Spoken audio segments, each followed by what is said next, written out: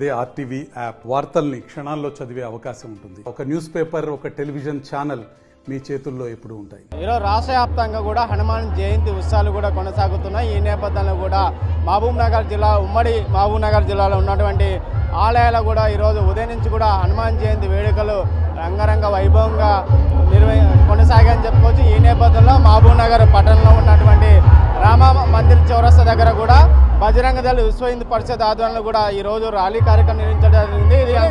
ఇదే అంశం పైన విశ్వ హిందూ పరిషత్కి సంబంధించిన నాయకులను వారిని అడిగే ప్రయత్నం చేద్దాం. అన్న చెప్పండి, ఎట్లా చూస్తారు ఈరోజు హనుమాన్ జయంతి వేడుకలు? జై శ్రీరామ్. యావత్ భారతదేశంలో ఈరోజు వీర హనుమాన్ విజయయాత్ర కార్యక్రమం చాలా ఘనంగా జరుగుతూ ఉన్నాయి. అందులో భాగంగానే ఈరోజు పాలమూరులో కూడా నడివడులో కాసామైందో చూస్తూ ఉన్నాం.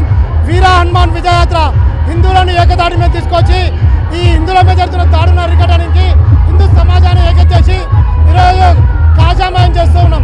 కాబట్టి దీన్ని సహకరించినటువంటి పెద్దలు, చిన్నలు, పోలీసు సిబ్బంది ప్రతి ఒక్కరికి వీర హనుమాన్ విజయయాత్ర శుభాకాంక్షలు చేసుకుంటూ దీన్ని సహకరించి ప్రతి ఒక్కరికి ధన్యవాదాలు చేసుకున్నాం. జై శ్రీరామ్.